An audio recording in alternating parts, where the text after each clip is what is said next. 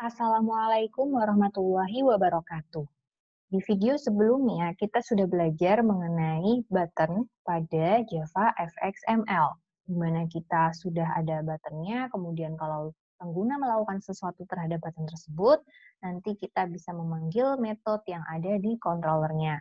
Jadi bagi mahasiswa peserta mata kuliah Fundament Pengembangan Aplikasi kelas A, materinya sudah ada PowerPoint-nya atau slide-nya di pertemuan 17.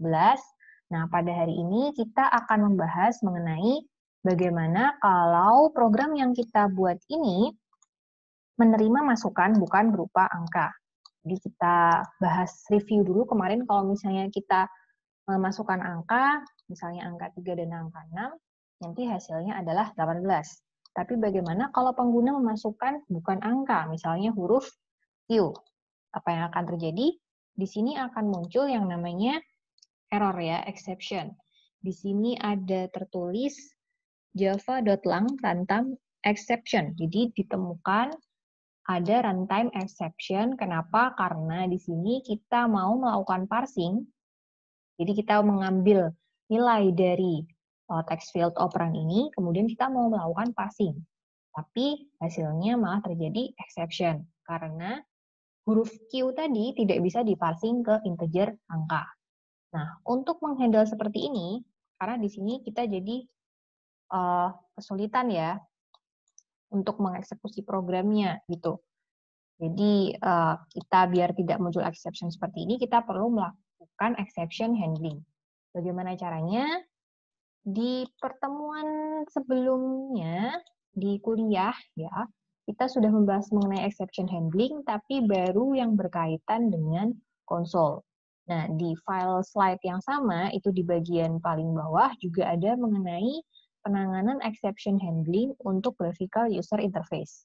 Jadi ini contohnya kalau kita mau memasukkan umur, kemudian umurnya diberi dengan tidak bukan angka, maka nanti akan ada runtime exception.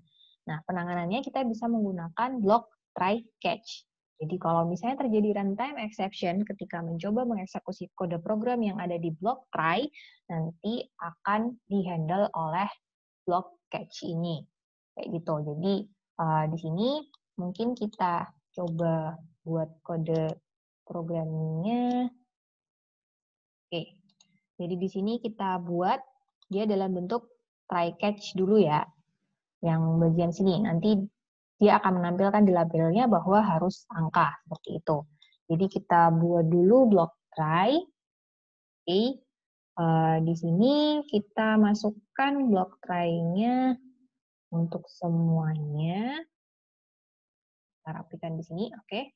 Kemudian kalau ada try itu harus ada catch atau finally. Nah, kita tuliskan di sini catch karena kemungkinan nanti dia ada runtime exception ya, seperti yang ada di sini tadi runtime exception, maka di sini kita tangkap runtime exception dengan kita kasih namanya E.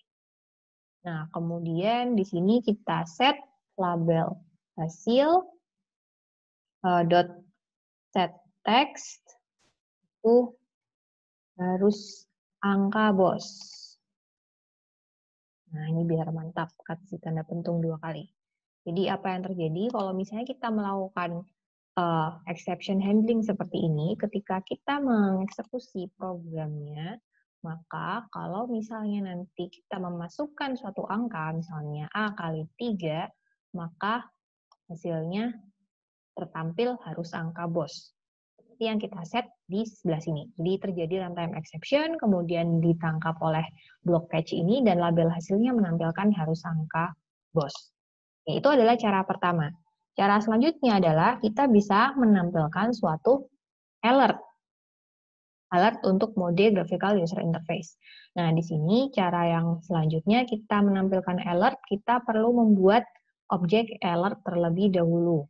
Tuh, jadi di sini kita ganti dia dengan membuat alert sama dengan new alert, kemudian alert type-nya kita kasih di sini yang warning. Jadi sebenarnya ada beberapa pilihan ya, ada confirmation, error, information, none, dan warning. Kelima hal ini nanti yang akan menentukan logo tampilan alertnya itu seperti apa. Jadi yang sebelah sini, karena ini kita tentukan tipenya warning, maka nanti bentuknya adalah tanda seru seperti ini. Nanti kalau misalnya kita pilih yang lain, nanti bisa beda-beda. Misalnya information, nanti logonya adalah I, misalnya ikonnya adalah I. Nah, di sini kita pilih yang warning. Kemudian kita set title-nya. Nah, ini karena di sini belum dikenali ya, kita perlu import dulu. Oke. Kemudian kita set title, kita tulis misalnya sama perhatian. Kemudian kita set header text-nya. Set header text, kita isi mirip ya, misalnya tipe, data isian salah. Kemudian kita set juga untuk konten teksnya, operan harus berupa angka. Oke. Nah, kemudian biar dia bisa tertampil, kita kasih dia show and wait, ya, biar dia tidak langsung close. Jadi ini kalau tampilannya seperti ini ya, perhatian ini adalah title-nya, ini adalah bagian untuk title. Kemudian tipenya warning, ini adalah untuk icon sebelah sini. Tipe data isian salah header-nya itu yang sebelah sini, dan ini adalah konten teksnya.